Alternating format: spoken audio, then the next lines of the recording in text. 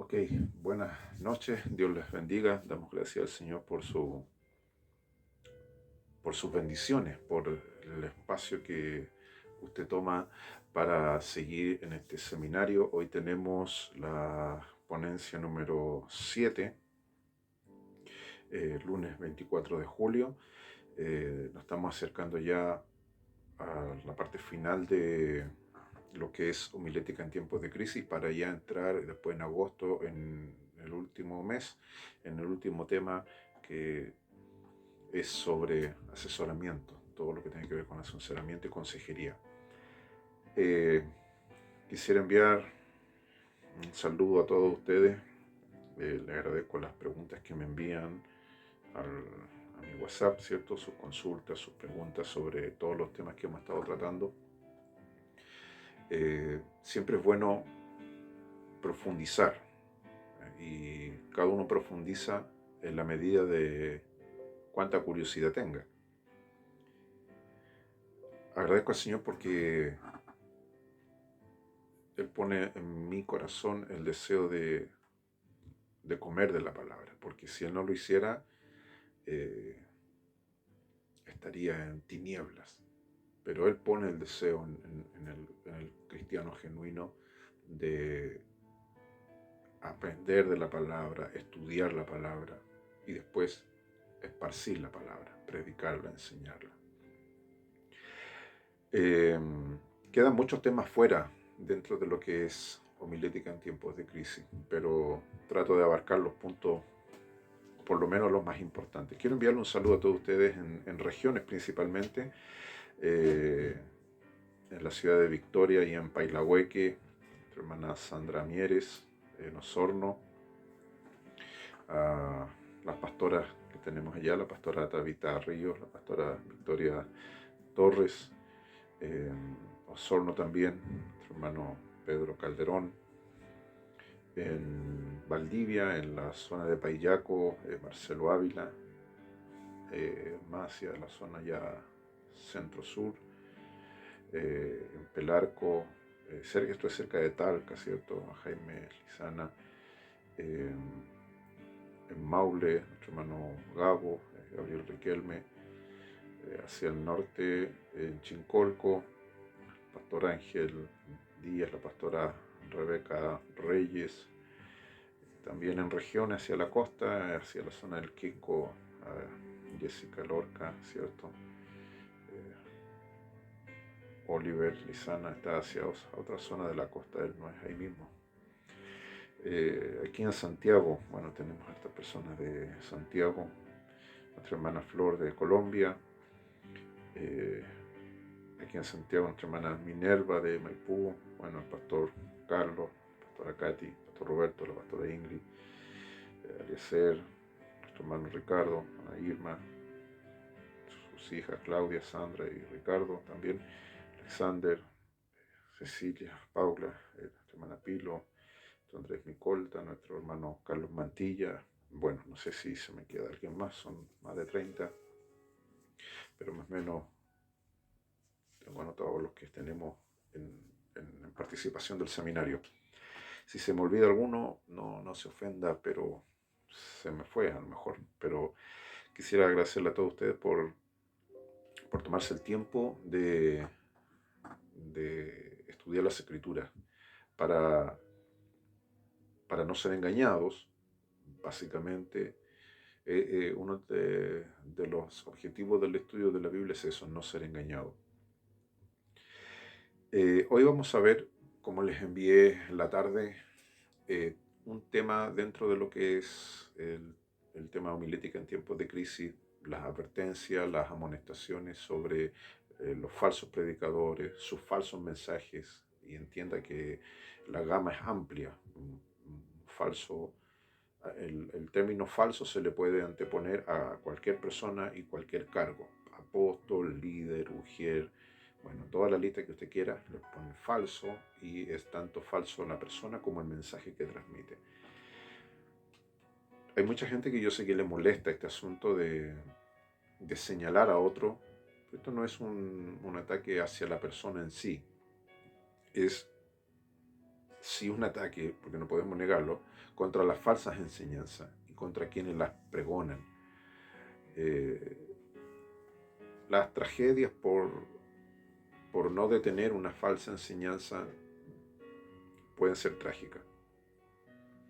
Así es que hemos visto durante todo este tiempo los puntos fuertes de cómo identificar un falso predicador, una falsa predicadora, cómo lo que se predica desde el púlpito puede influenciar positivo o negativamente una congregación, y cómo un falso predicador, un falso líder, un falso maestro también puede ser eh, descubierto. Esa es la palabra correcta. Hoy vamos a ver ejemplos o recursos didácticos, ¿ya? Dentro de un mensaje. Cómo pueden ser bien usados o mal usados. ¿Qué es didáctico? Didáctico quiere decir todos los elementos que suelen verse a veces en las mismas predicaciones y en las mismas enseñanzas. Esto es un pizarrón, un proyector, una lámina, un marcador, todo eso. Muchos predicadores lo usan, muchos maestros lo usan. Tal vez usted conoce de algún predicador o maestro que no lo ocupa, pero en la forma del lenguaje ocupa también recursos didácticos, que vamos a ver lo que Jesús fue el maestro de los maestros, el predicador de los predicadores. Y vamos a ver, escogí uno solo que es sobre la semilla de mostaza, que lo voy a pasar a comentar avanzando un poco lo que quiero explicar de introducción. Tengo acá un libro, acá lo tengo a mano. No es el original, porque el original lamentablemente se me extravió, pero este libro para mí es muy especial, llamado a enseñar. Conocí al autor personalmente, el obispo Murray, lo conocí en el año 94 y enseñé el libro ese mismo año. Creo que yo lo conocí a él en abril y ese mismo año comencé a enseñar yo. Yo tenía, no sé, a ver, 17 años cuando enseñé por primera vez en un seminario, en un curso. Me recuerdo que este curso lo hice para maestros de escuela dominical. Habían como 50 participantes, no me recuerdo. Fueron 2 semanas intensas. Y este libro llamado Enseñar, que fue escrito por este obispo, que ya está en la presencia del Señor, eh, para mí me marcó porque me enseñó la importancia de la preparación de quien predica y de quien enseña. Yo aquí hago el primer paréntesis. Cuando a veces nosotros decimos esto, hay mucha gente que se ofende y se lastima y dice que el mensaje lo da Dios. Eso yo lo creo, no, porque no podría decir otra cosa. Yo sé que el mensaje lo da Dios, la unción, la gracia, la inspiración, pero la parte que tiene que poner el elemento humano que somos nosotros es el estudio, y eso no me voy a cansar de decirlo. Porque muchas veces Dios a personas le ha entregado un mensaje ungido, fresco, palabra de autoridad, y el tipo que recibe el mensaje es un, voy a usar una palabra fuerte, es un inepto, es una persona ignorante. Usted dirá, pastor, nómbreme un ejemplo bíblico. Bueno, los fariseos.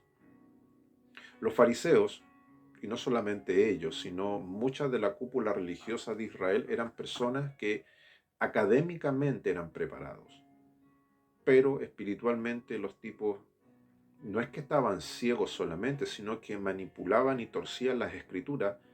Como resultado se perdían ellos y se perdían sus oyentes. Hoy yo no pongo en duda de que muchas personas han recibido una palabra tal vez en su corazón. Tal vez le ha pasado a usted que ha querido hablarle a alguien del Evangelio, predicarle. Ha sentido esa urgencia de parte de Dios, pero usted sabe en el fondo de su corazón que porque no tuvo la preparación. Porque una cosa es la gracia, una cosa es la unción. Dios da la gracia, da la unción. Pero la preparación, mi estimado hermano, mi estimada hermana, mi estimado pastor, pastora, líder que me está oyendo, la preparación es algo que tiene que tenerlo usted. Dios le va a dar la gracia, la unción, la sabiduría. Si no la tiene, Dios se la va a dar, los dones, todo. Pero la preparación es algo que nos corresponde a nosotros. En este libro aprendí lo que era ese asunto de los recursos, la parte didáctica. Cómo usar los recursos dentro de un sermón, de un mensaje, de una enseñanza, o cuando usted predica o comparte el Evangelio, cómo usar bien esos recursos, cómo no se deben usar. Y vemos cómo muchos falsos maestros o falsos predicadores, ¿por qué son oídos? Porque precisamente utilizan de manera magistral el tema de los recursos. Eso hay que reconocérselo. Yo le doy puntos a ellos. O sea, ellos no solamente son maestros del error, maestros del engaño, maestros de lo falso, sino que ellos han sabido aprovechar el área didáctica. Lo han sabido hacer, eso es sin duda. ¿Por qué razón? Porque ellos no te van con un engaño, una mentira, una falsedad desnuda. Ocupan todos los recursos disponibles, los didácticos, ¿cierto? Y embellecen de tal manera su engaño que pasa imperceptible. Entonces, a eso quiero llegar. Este libro no lo tengo en PDF porque no existe en PDF, pero si alguien lo necesita, le puedo enviar a escanearlo, pero es muy bueno. Es un material que habla sobre eso, cómo el maestro o el predicador debe preparar. No el área técnica, no es homilética o hermenéutica, no es el área teológica, sino el área de los materiales, el área didáctica. Y quiero poner un ejemplo. Yo conocí una hermana que no la voy a mencionar, que trabajaba mucho con los niños, años atrás, muchos años atrás. De hecho, por lo que tengo entendido, ella sigue trabajando con niños. Su profesión es eso, trabaja con niños. Entonces ella siempre le gustó ser muy didáctica a la hora de predicar o enseñar. Y me recuerdo que un día, no me recuerdo si fue aquí en Santiago o en regiones, pero le invité a predicar. Y antes de su predicación me dijo, pastor, eh, voy a predicar de este tema, pero traje cosas para, entre comillas, ejemplificar. Y claro, me mostró, era una bolsa de arena, una bolsa de hojas, una bolsa de ramas, todo en pequeños pocillos, y un gran recipiente, como esos recipientes donde se hace cebolla en escabeche, ¿cierto? O picles. Era un, un pote de vidrio enorme. Eh, yo le dije, hermana, predique lo que Dios ha puesto en su corazón. Y si quiere usar eso como ejemplo para tratar de graficar mejor su prédica, hágalo. Me recuerdo ella que puso arriba del púlpito el vaso, no era un vaso, era un pote de estos grandes, era un vaso pequeño, pero otro era grande, ocupaba un gran diámetro. Apenas lo cargó y lo puso arriba del púlpito. Lo que ella quería enseñar ella era acerca de que Cristo lo llena todo. Ese era su centro del mensaje, Cristo lo llena todo. Entonces ella puso el pote aquí en el púlpito y lo empezó a llenar. Primero comenzó diciendo, hermano, este es nuestro corazón y nosotros nos llenamos con cosas, ¿ya? Y puso en el fondo del vaso vacío, del recipiente grande, puso piedra. Y dijo, estas piedras representan tal cosa, ¿ok? Y la pregunta, la primera, hermanos, ¿está lleno el vaso? Todos participando. Que hay un primer paréntesis, cuando tú enseñas con algo didáctico, inevitablemente vas a hacer que la gente participe en el mensaje. Usando, aunque no se usen cosas didácticas materiales visuales, aunque uses cosas didácticas en tu lenguaje, también va a hacer que la gente participe. Entonces ella preguntó eso y todos dijeron a coro, no, no está lleno el recipiente, ok. Y hermanos adultos, no eran pequeños, eran todos adultos. Entonces volvió después a llenar de arena, hasta un cuarto del envase. Esta arena, hermano, representa tal cosa en su vida. Biblia en mano, pero leyendo la cita que ella tenía con respecto a eso y después toda la pregunta, hermano, ¿está lleno? No, no está lleno, ok, vamos a seguir llenándolo. Y después echó ramas, hojas, y hasta la mitad. Y dijo, hermano, estas hojas, estas ramas representan tal cosa. La pregunta otra vez reiterativa, que eso se llama retórica en el lenguaje cuando uno conversa con un público. Insistentemente es lo mismo para que les quede marcado en la cabeza. No, no está lleno el envase. Ok, dijo, y después siguió llenando para no contar todo el proceso, llenó, hasta que se llenó hasta arriba. Ya no había más forma de meter cosas. Y dijo, el corazón de esta persona que representaba está lleno ya. Ya llegó a un límite en que su corazón está lleno de todo. Hizo todo lo que hizo en su vida. ¿Usted creen, decía, que puede entrar algo más en esto? Y todos dijeron, no, es imposible, ya está lleno. Y ahí sacó su jarro de agua. Lo tenía escondido en otra parte, que no se veía. Y dijo, les voy a mostrar de que aunque el corazón esté lleno de cosas, buenas o malas, si dejamos que Cristo entre, decía ella en su prédica, porque era una prédica, pero con todos esos elementos, el púlpito estaba lleno de hojas, de ramas, de piedra. Dijo, les voy a mostrar de que Cristo puede. Y comenzó a derramar el agua dentro de lo que aparentemente estaba lleno. Y nos dimos cuenta de que ese litro de agua, ¿cierto?, pudo entrar en todo ese envase. No te cuento cómo quedó el púlpito, todo mojado, era un desastre ese púlpito. Pero se entendió el mensaje. A lo que yo voy, que visualmente todos los que estaban ahí, a pesar de que eran adultos, ese mensaje era para un niño, era para niños de escuela dominical. Curiosamente no me recuerdo que hayan habido niños, eran todos adultos, muchos adultos incluso, pero quedaron fascinados con la forma en la que ella lo explicó. Después con el tiempo vi que mucha otra gente intentó hacerlo, pero no lo hicieron con la preparación correcta, o sea, haciéndolo como corresponde, leyendo las citas bíblicas porque se trataba de una prédica. Y se logró el objetivo, o sea, se usaron recursos didácticos. Eso te hablo que fue hace muchos años atrás. Yo me recuerdo que esto habrá sido unos 20, 25 años atrás, donde no teníamos proyectores. No habían estos famosos notebooks que tenemos ahora. Acá tengo uno, ¿cierto?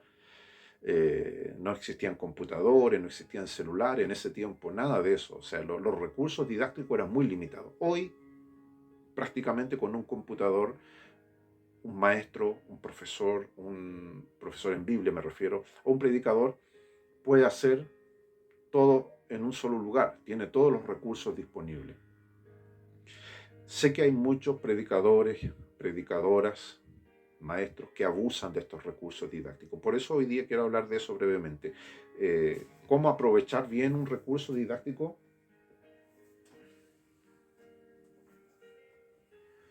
Y cómo no abusar de él. Tal vez le viene a la mente que usted estuvo en algún sermón de alguna persona durante su vida cristiana y usted sacó este comentario: el mensaje no lo entendí. A veces el mensaje no se entiende, no porque el mensaje en sí no se entienda, es porque el que está predicando no usa tal vez un recurso didáctico asequible para que la gente lo entienda. Porque la idea de un recurso didáctico, ¿cierto?, es ayudar a la comprensión de el que está, en este caso, oyendo. Jesús usó recursos. Todo cristiano lo sabe. Es más, el término parábola para el cristiano es conocido gracias a la Biblia. Todos sabemos que Jesús habló en las famosas parábolas. Si usted le pregunta a una persona no cristiana qué es una parábola, el tipo te va a dar dos respuestas. Los que estudian ingeniería, ¿cierto?, en temas de física, no de educación física, sino que de física, matemática avanzada, saben que la parábola es un componente que se usa en ciertas ecuaciones, en la matemática. Y a los niños en los colegios de repente de vez en vez les hablan de las parábolas, pero no les queda claro ni siquiera a los niños lo que es una parábola. Nosotros vamos a la iglesia y de vez en vez un pastor, un predicador, un hermano habla de las famosas parábolas de Jesús. Y decimos, vamos a leer la parábola tanto, pero nadie explica lo que es una parábola. Entonces, nos damos cuenta de que Jesús usó muchos recursos didácticos. La palabra parábola simplemente significa comparación. Eso es una parábola. Comparación o semejanza. Entonces, cuando Jesús hablaba una parábola, era una comparación de un hecho real, puede ser también ficticio, para hacer una narración para enseñar algo. Eso es una parábola.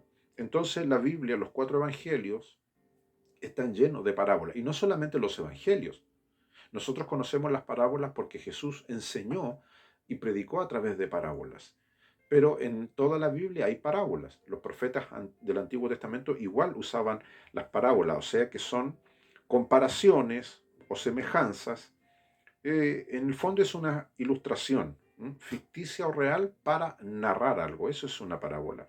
Ahora, Jesús usó parábolas porque a las personas se les hacía difícil entender algunas cosas, como también hoy. Por ejemplo, a muchas veces a ustedes les ha sucedido de que han querido compartir con alguien algún versículo de la palabra y la otra persona que le está oyendo no le entiende y usted no haya cómo explicarle. Ahí viene el uso de las parábolas, el uso de los recursos didácticos, ¿cierto? Cómo nosotros podemos transmitir una verdad, ¿cierto? Usando recursos que sean adecuados, que sean los oportunos y que ese recurso didáctico, ¿cierto? No sea contrario a los principios bíblicos y que no desvíe la atención de lo que se está tratando de transmitir en el fondo. Entonces, vamos a ir a una cita bíblica, por ejemplo, que nos vamos a dar cuenta de algo que quiero compartirles. En Mateo 13, verso 10, los discípulos le preguntan a Jesús lo siguiente, aquí lo tengo marcado, Mateo 13, 10. Dice, entonces, estoy leyendo Mateo 13, 10, entonces, acercándose los discípulos, le dijeron a Jesús, ¿por qué les hablas por parábolas? Porque Jesús en su ministerio público hablaba por parábolas, o sea, usaba comparaciones. Por ejemplo, la parábola del trigo y la cizaña, la parábola de las redes, la parábola de la moneda perdida, la parábola de la oveja perdida, todas las parábolas que Jesús habló, que son muchas. Entonces los discípulos les llamó la atención, les dio curiosidad y le dijeron, Señor, ¿por qué? ¿Por qué les hablas por parábolas? El verso 11 dice, y responde Jesús y les dice, porque a vosotros os es dado a saber los misterios del reino de los cielos, más a ellos, o sea, a los que oyen por parábola, no les es dado. Por eso, el verso 13, por eso les hablo por parábola, porque viendo no ven y oyendo no oyen ni entienden. ¿Qué quiere decir esto? Jesús sabe que hay personas que, como dice el texto, viendo no ven, oyendo no oyen. ¿Qué quiere decir eso, pastor? Explíquemelo, se lo voy a explicar. Que hay gente que teniendo todas sus facultades claras, ¿cierto? No entienden. Pero no entienden porque tengan un impedimento, porque el texto lo dice, porque viendo no ven y oyendo no oyen. O sea, son personas que ven. O sea, su falta de no ver las cosas, su falta de no oír las cosas, no es porque estén sordos. O sea, no es un problema de una incapacidad intelectual. Jesús lo que está diciendo es que estas personas, a pesar de que oyen el Evangelio, a pesar de que ven las cosas, realmente no quieren aprender. Ese es el motivo por el cual Jesús le enseña por parábolas. Jesús lo vuelve a decir de manera más clara, porque a vosotros os es dado a saber los misterios del reino de los cielos. ¿A nosotros quiénes? Nosotros. Usted y yo no podemos aprender por parábolas, hermano, porque ya estamos crecidos en la fe, somos maduros en el Evangelio. Las parábolas son, como dijo Jesús, para personas que viendo no ven, oyendo no oyen. O sea, se les predica, pero en el fondo no quieren obedecer el Evangelio, no lo quieren entender. Entonces se les enseña por parábolas a ellos, para que de alguna manera se les fije en la mente y en el corazón por medio de una enseñanza, ¿cierto? Semejante o una comparación, lo que Jesús le está diciendo. En el caso de nosotros, verso 11, Mateo 13, 11 dice, a vosotros os es dado a saber los misterios del reino de los cielos. Detrás de una parábola viene una enseñanza, que son misterios. Eso dice, son los misterios del reino de los cielos. Dice que a nosotros se nos ha dado a saber. Eso dice, porque a vosotros os es dado a saber los misterios del reino de los cielos. El Espíritu Santo, Jesús lo dijo en el libro de San Juan, que Él nos enseñaría, ¿cierto? Nos mostraría, nos anticiparía, nos recordaría. Entonces, teniendo en claro esto, hoy cuando nosotros predicamos el Evangelio, desde un púlpito, enseñamos o predicamos, o a usted le toca compartir con un amigo, con un conocido, con un familiar, sea por WhatsApp, por teléfono, y usted tiene que compartir el Evangelio, sepa lo que usted tiene que usar con estas personas recursos didácticos, o sea, en el caso de Jesús fueron parábolas. Porque si usted le habla directamente el Evangelio, ellos no, aunque vean, ¿cierto? No van a ver, aunque tengan oídos, no van a oír. Entonces, Jesús usó esto que está en Mateo 13:10, por eso dice, entonces acercándose los discípulos dijeron, ¿por qué pues les hablas por parábolas? Un buen predicador, un buen maestro, una persona que sabe compartir el Evangelio, ¿cierto? Siempre va a usar recursos didácticos en su mensaje, sean visuales, ¿cierto? Hoy tenemos, como le digo, muchos recursos para compartir y hay que saber usarlo. También el abuso de los recursos, ¿cierto? Didácticos, desvirtúa el mensaje. Jesús era el maestro de maestros, pastor de los pastores, obispo de obispos, ¿cierto? Y también profeta de profetas, sin duda. Cuando él predicaba, usaba en justa medida, ¿cierto? Las parábolas y todos los elementos que contienen una parábola. O lo que es una narración, ¿cierto? Que es para comparar o hacer una semejanza. Tengo acá mi apunte que lo que quiero comentarles sobre un ejemplo solamente que tomé. No va a ser larga la ponencia de hoy porque es algo que ya lo entendemos y lo tenemos claro en nuestro corazón. Yo sé que muchos de ustedes a lo mejor han estado oyendo en alguna etapa de su vida algún predicador y estuvieron presentes cuando escuchaste algo que estaba mal preparado, un mensaje mal preparado, o peor aún, tal vez bien preparado, pero justo este elemento de un recurso didáctico fue mal usado en el púlpito. A veces predicadores que predican con la unción, con la gracia, todo bien, pero llegan a un punto en que tienen que usar este recurso y por no saber usarlo o usar uno inapropiado, queda el desastre. Eh, por ejemplo, a mí mucha gente me pregunta, pastores a veces que me piden consejo, o tal vez predicadores que a veces me llaman, me dicen, necesito un consejo. Lo primero que yo les aconsejo es que el pastor omita, o no solamente el pastor, entiéndanme que cuando hablo de pastor es porque se supone que son los pastores los que más ocupan el púlpito para predicar, pero aquí hablamos en términos generales, homilética en tiempos de crisis, es cualquier cristiano que predica en estos tiempos difíciles, sobre todo en estos tiempos difíciles.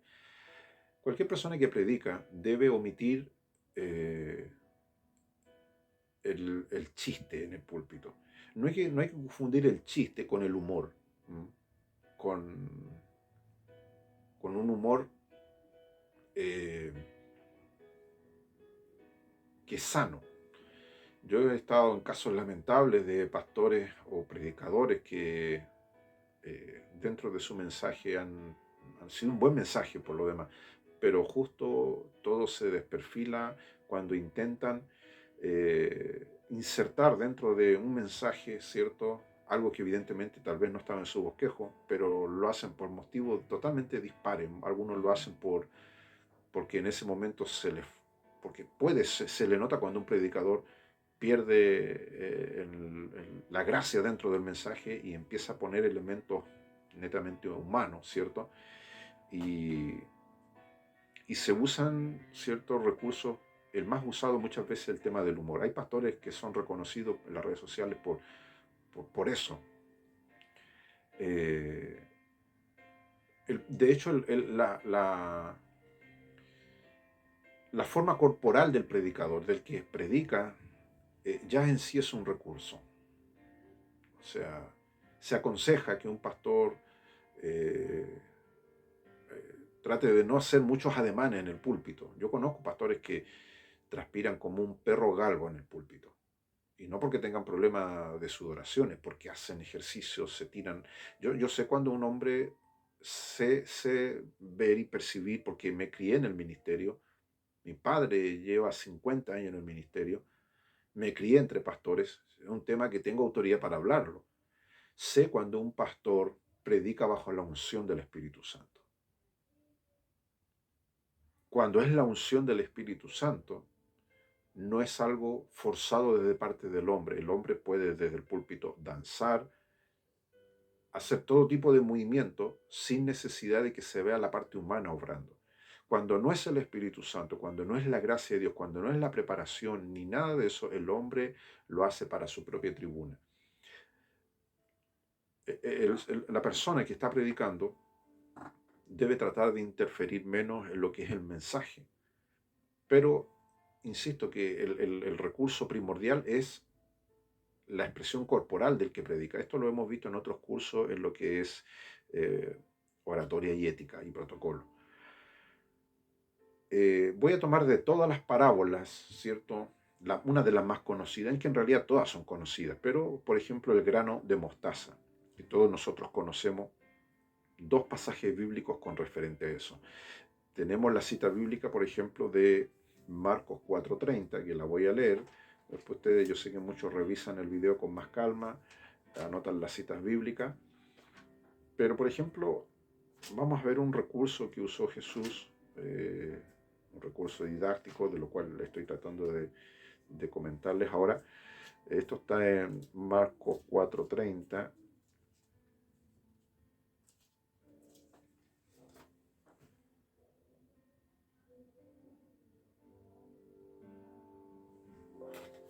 Ok, aquí lo tenemos.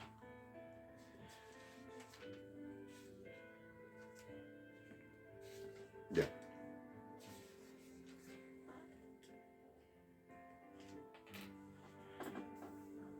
Marcos 4:30. Parábola de la semilla de mostaza. Recuerden que parábola es una comparación, ¿m? O una semejanza. Es una narración ficticia o real para introducir una verdad o explicar una verdad, también para ocultarla. Ya lo dejamos claro en el texto anterior que leímos. Decía también Jesús: ¿a qué haremos semejante el reino de Dios? ¿O con qué parábola lo compararemos? Es como el grano de mostaza, se refiere al reino. Es como el grano de mostaza que cuando se siembra en tierra es la más pequeña de todas las semillas que hay en la tierra. Pero después de sembrado, crece y se hace la mayor de todas las hortalizas y echa grandes ramas de tal manera que las aves del cielo pueden morar bajo su sombra. Lo voy a marcar en mi Biblia. Entonces hemos leído Marcos 4, verso 30 al 32. La famosa parábola de la semilla de mostaza.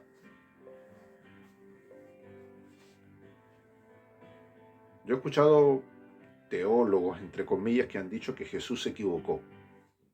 ¿Por qué? Porque la ciencia, ¿cierto?, ha descubierto que la semilla de mostaza no es la más pequeña de todas. Porque el versículo 31 dice, es la más pequeña de todas las semillas que hay en la tierra. Y resulta que este teólogo decía, Jesús se equivocó, es un error, hay semillas más pequeñas que la que semilla de mostaza. Y es así, es verdad, hay semillas más pequeñas. Lo que Jesús está diciendo simplemente es lo que los judíos de esa época de la Palestina conocían. No era la intención de Jesús hacer un catálogo de semillas mundial y entrar en el debate cuál era la semilla más pequeña, ¿cierto?, en todo el planeta Tierra. No, cuando habla en la más pequeña de todas las semillas que hay en la Tierra se refiere a las que ellos conocían. Es una cuestión evidente, no hay que entrar en polémicas con respecto a eso. Esta semilla de la cual Jesús habla es un arbolito que efectivamente crece muy alto. 4,5 más o menos es la altura promedio que se estima que tiene esa semilla de la cual Jesús habla y que en esa zona se ha dado y se da en esa zona de Israel. Ahora Jesús dice que el reino de los cielos, el verso que estamos leyendo es el verso 31. El verso 31 dice, es como el grano de mostaza que cuando se siembra en tierra, todos estos elementos son elementos de la parábola, recursos didácticos. O sea, Jesús quería hablar del reino de los cielos, pero tenía un auditorio que no entendía. No entendía lo que Jesús le estaba intentando explicar. Entonces Jesús buscó la forma, un recurso didáctico para enseñarle a sus oyentes lo que él quería transmitir. Él quería hablarle del reino de Dios, del reino de los cielos. ¿Cómo le hago entender a esta gente la verdad del reino de Dios o del reino de los cielos si no lo pueden entender? Voy a usar una parábola, voy a usar un recurso didáctico, ya que esta gente, estoy en una zona agrícola, les voy a hablar del grano de mostaza. Porque si usted va a la zona de la costa, hay pescadores. Por eso Jesús, cuando iba a la zona de los lagos, ¿cierto? El mar de Galilea, ¿cierto? O cualquier otro lago o mar, Jesús hablaba parábolas que tenían relación con las personas que vivían en esos lugares. La gran pesca, ¿cierto? La pesca milagrosa, que fueron milagros, pero también habían enseñanzas, por ejemplo, como la parábola de la red llena de peces, ¿cierto? Entonces, Jesús, dependiendo de la zona en la que él estaba, ocupaba recursos didácticos que la gente entendía. Entonces, por el mismo relato nos damos cuenta de que Jesús estaba en una zona agrícola, o sea, zona de campo. Y les habla entonces de lo que es sembrar en tierra. Usted va a la mar, un pescador no sabe lo que es sembrar en tierra. Los pescados, ¿cierto? Los peces, los frutos del mar no se siembran en el mar. Aunque hoy día las salmoneras para el sur hablan de eso, ¿cierto? Tienen piscinas donde siembran, entre comillas, los pescados. Entonces Jesús habla con esta gente acerca del reino de Dios, del reino de los cielos, y les habla con esta parábola, con esta semejanza, con esta comparación. Y lo compara con lo que ellos hacen. Dice, ustedes son todos agricultores. Ustedes saben de que el grano que sea se tiene que sembrar en la tierra. Porque eso dice, es como el grano de mostaza que cuando se siembra en tierra, tenemos el primer elemento, se siembra en la tierra. Eso ya es un recurso didáctico. Toda la gente que estaba oyéndolo, los agricultores, ya le estaba quedando claro que Jesús hablaba en el mismo lenguaje que ellos, ¿cierto? Que cuando se siembra en tierra es la más pequeña de todas las semillas que hay en la tierra. Pero después de sembrado, crece. Los agricultores, me imagino que estaban oyendo lo que Jesús le estaba explicando, no podían negar lo que Jesús decía, porque si tú siembras algo, va a crecer.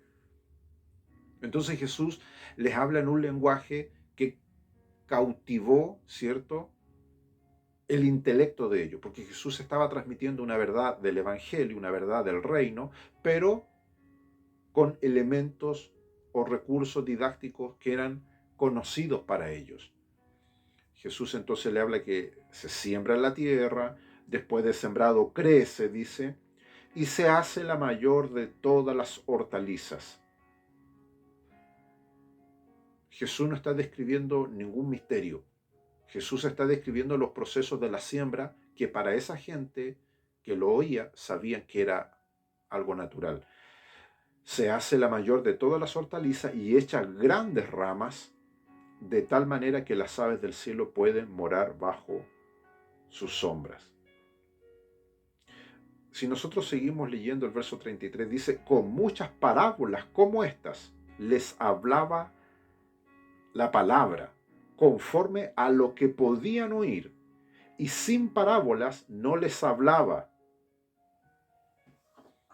Ese era nuestro Jesús. A veces yo escucho personas decir, me gustaría que Jesús venga a mi iglesia y predique un día domingo. Jesús haría exactamente lo mismo.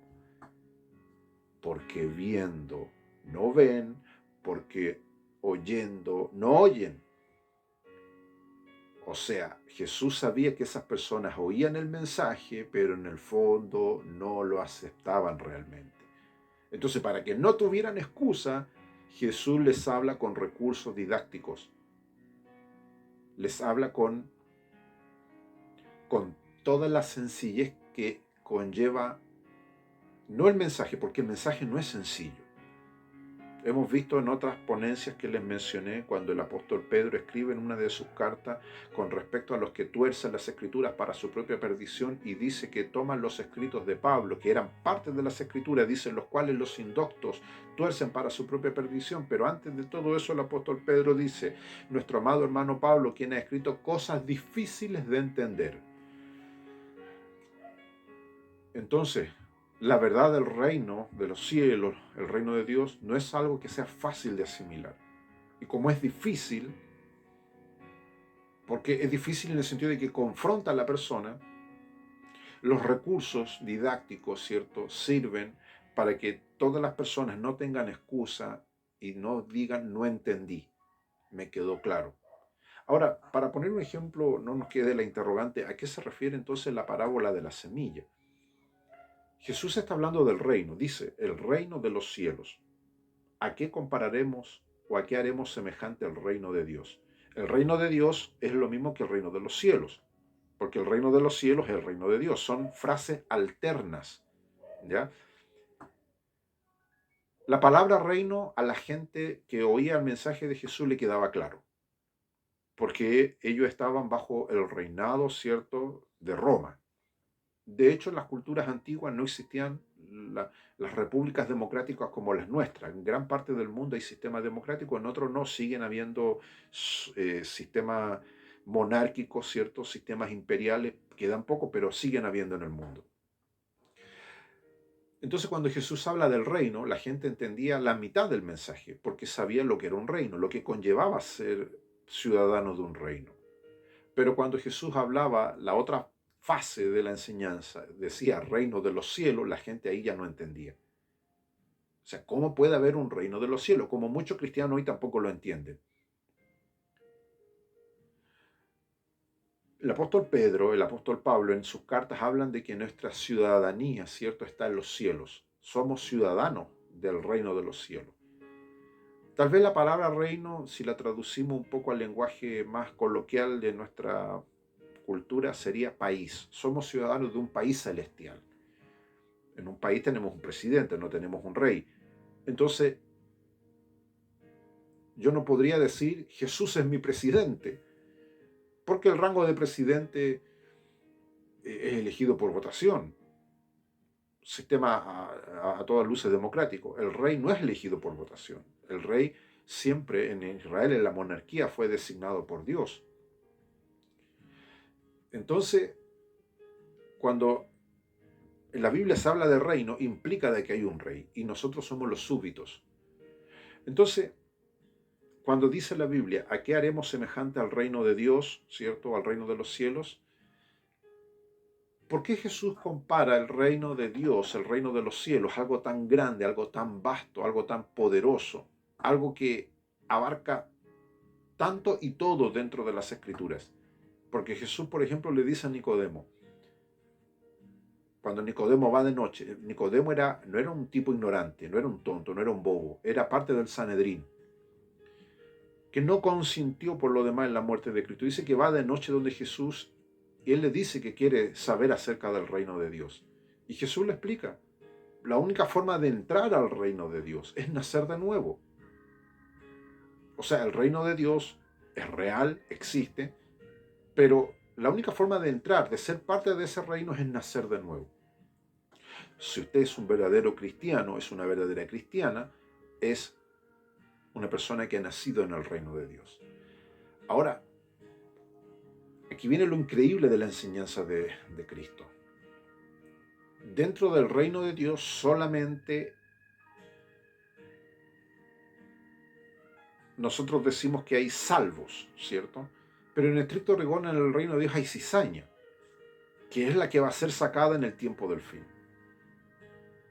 O sea, malos elementos. Y eso no solamente fueron enseñanzas de Jesús, esto venía profetizado desde los tiempos antiguos del mismo rey David. El Salmo 1, ya comienza diciendo el Salmo 1, no se levantarán los malos en la congregación de los justos. Cizaña.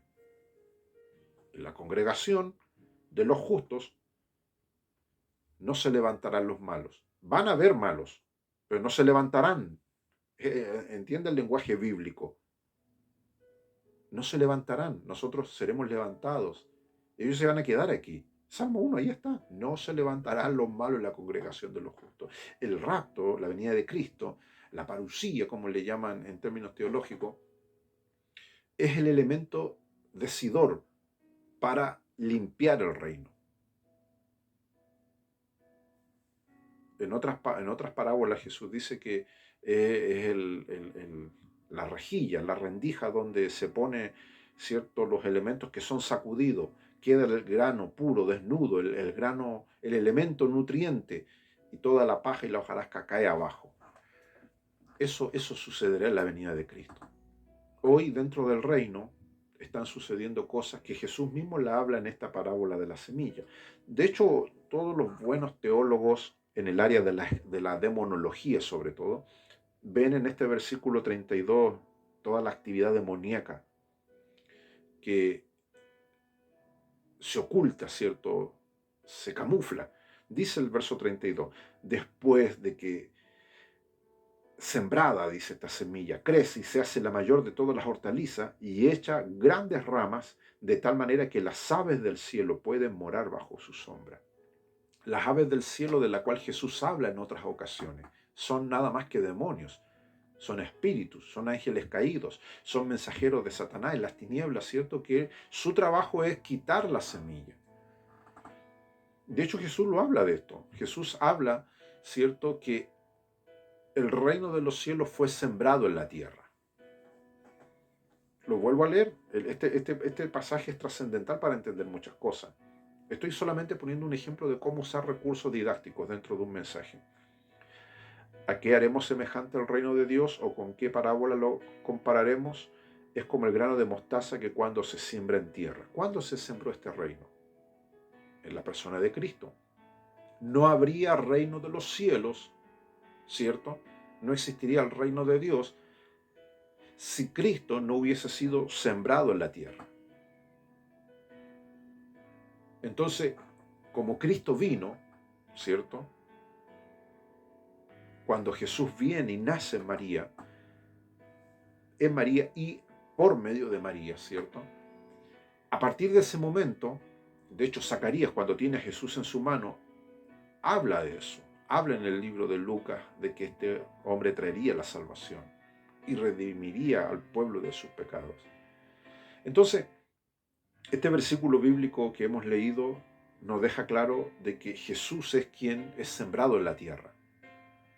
Él es sembrado en la tierra y Él es el fundador de este reino. De hecho, Él es el Rey, por eso decimos Cristo es el Rey de Reyes y Señor de Señores, porque Él es el que es dueño de este reino. De hecho, Jesús lo dice horas antes de morir, cuando está con Pilato, con Herodes, con toda esta gente, le dice, mi reino no es de este mundo. O sea, mi reino no es un reino terrenal. Satanás, cuando hace aparición y tienta a Cristo antes de iniciar su ministerio público, sabemos que le dice lo siguiente, si postrado me adoras, te daré todos los reinos del mundo, porque a mí me fueron dados. Curiosamente, todas las veces que Satanás habla en la Biblia en presencia de Dios, en el Antiguo Testamento, o cuando está con Jesús, nunca miente, no puede mentir. Satanás dijo verdad, todos los reinos se le fueron entregados a él. Por eso Pablo dice que él es el Dios de este siglo. Él es el príncipe de este mundo, no es el rey. Cristo es el rey, Satanás es un príncipe. Pero entienda, el lenguaje bíblico, hermano, es tan rico que nos ayuda a entender muchas cosas. Supuestamente, si muere el rey, ¿quién hereda? El príncipe, el futuro rey. Satanás lo que quiere es eso por medio del anticristo. Acuérdese que después de la venida de Cristo viene un periodo de tribulación, cual nunca hubo ni habrá. Luego de eso viene Cristo con sus ángeles y nosotros, ¿cierto?, a dar la última batalla y se instaura en Jerusalén el gobierno milenial de Cristo. Satanás es atado por 1000 años, porque la intención de él es gobernar, él sentarse en el trono. Lo hará por medio del anticristo, pero en ese momento que ocurra, vendrá lo corto de su reinado mundial tendrá fin. Y dice la Biblia que Cristo vendrá y se sentará en el monte de Jerusalén, en el monte Josafat, y Él gobernará este mundo con vara de hierro. Entonces, nos vamos dando cuenta de que las parábolas, ¿cierto?, sirven para transmitir verdades profundas del Evangelio. Quiero quedarme con el último punto que quiero mencionarle.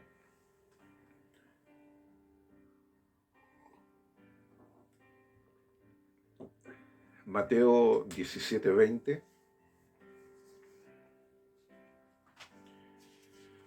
Este pasaje bíblico que les voy a leer, ustedes lo conocen, ¿cierto? Que es un texto que hemos leído, nos ha acompañado en nuestros momentos de flaqueza, de incertidumbre. Se lo hemos leído a otras personas cuando están en lucha, ¿cierto? Con dudas, con incertidumbre, o simplemente queremos que el Señor nos ayude a creer más, tener fe.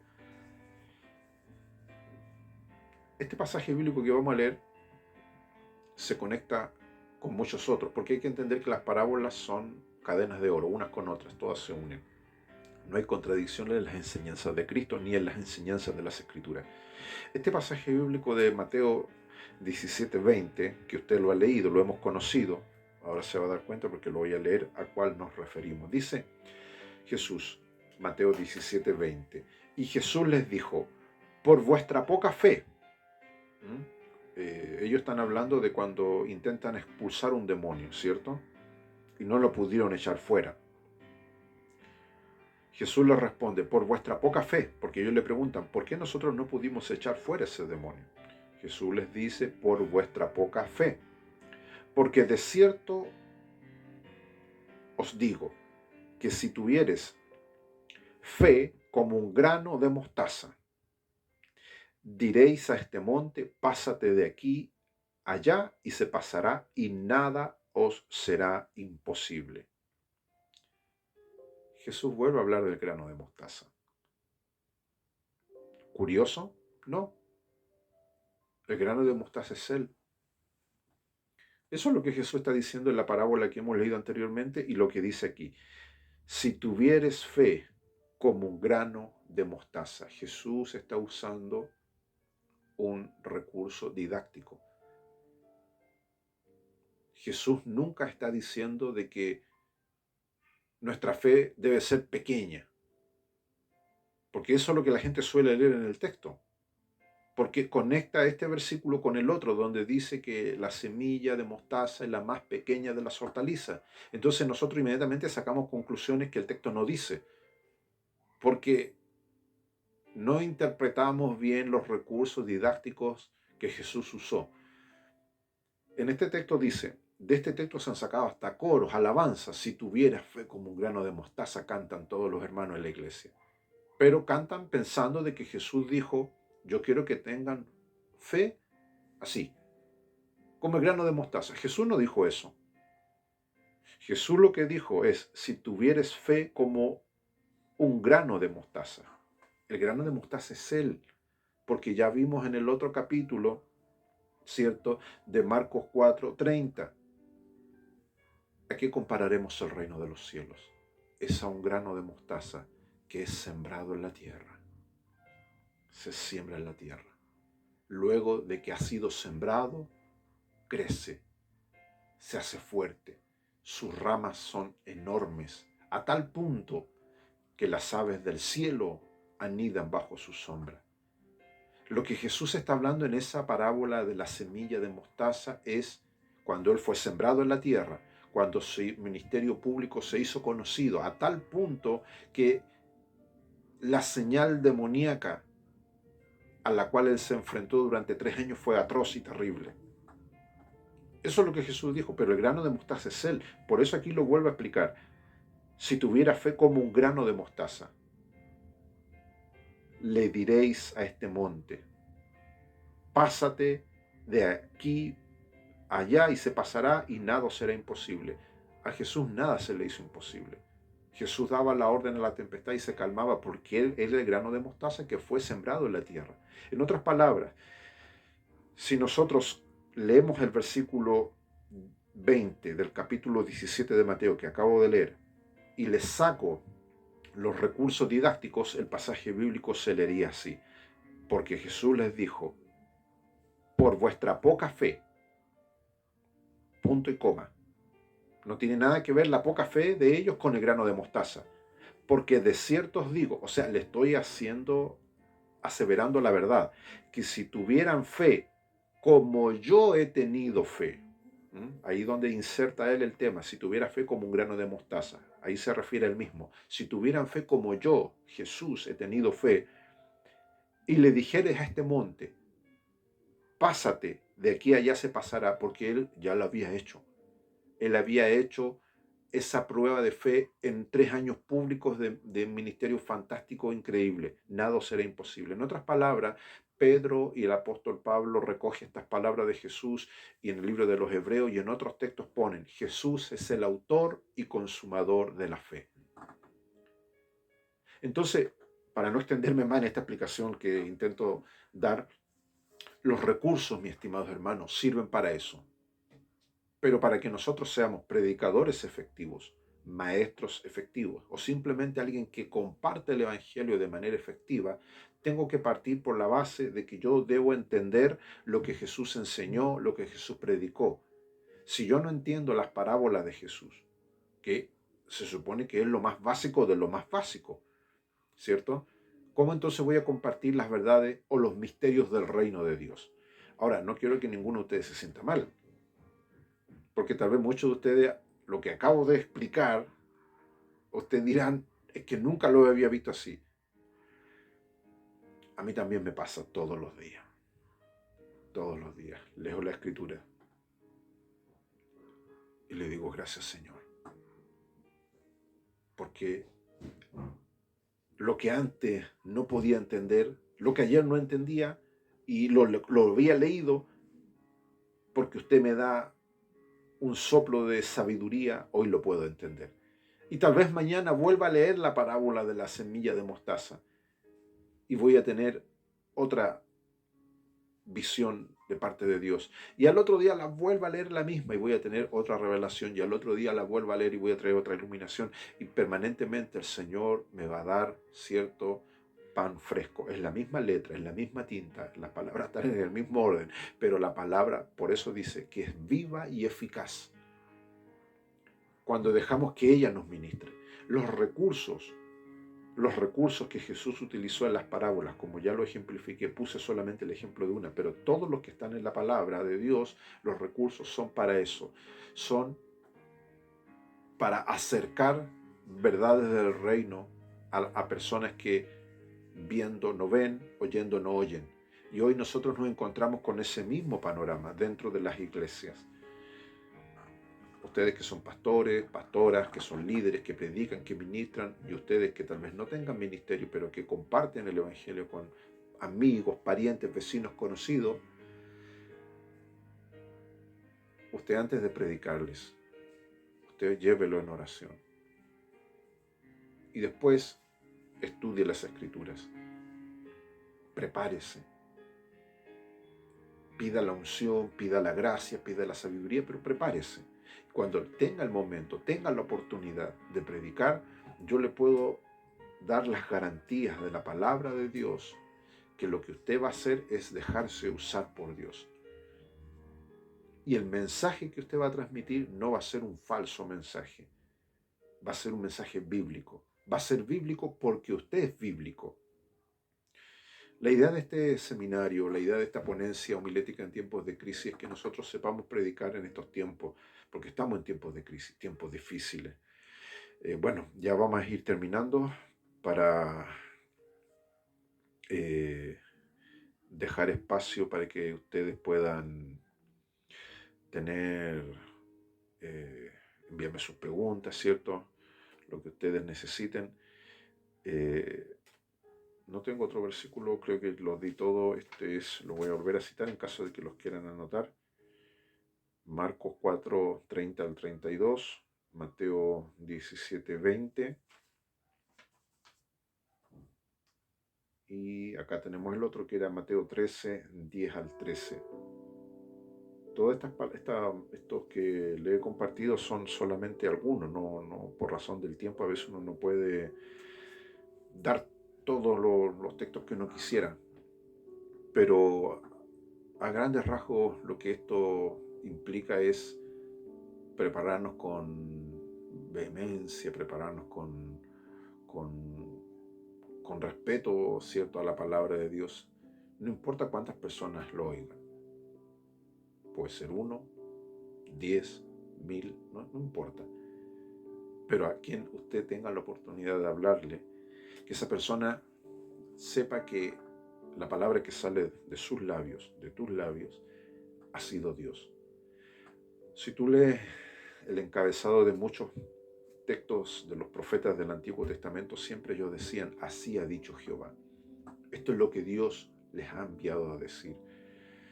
Habían en los tiempos bíblicos, en los tiempos de los profetas, ayes, los ayes, ¿cierto? Los famosos ayes eran advertencias, eran sentencias contra los falsos profetas, falsos. Los profetas eran los predicadores modernos. Los falsos profetas debían ser muertos, debían ser apedreados, llevados a juicio. Pero sucedía lo contrario, al revés. Los verdaderos profetas fueron apedreados. Era un hecho histórico, un hecho que era pasmoso, a tal punto que Jesús mismo lloró en Jerusalén. Cuando Jesús va a Jerusalén, porque él no vivía en Jerusalén, las veces que iba a Jerusalén, dice que en una ocasión Jesús llora en Jerusalén, sobre la ciudad, se para en una llanura y llora. Y el motivo era ese, dice: Jerusalén, Jerusalén, que matas a los profetas que te son enviados. ¿Por qué? Porque la gente no quería oír.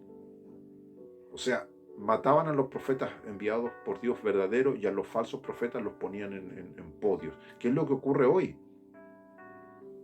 Hoy hay iglesias que tienen un mensaje verdadero, tienen buenos pastores, buenos líderes, buenos maestros, y son iglesias pequeñas. Tú no lo vas a ver con grandes multitudes, son iglesias pequeñas. Nosotros mismos somos una iglesia pequeña.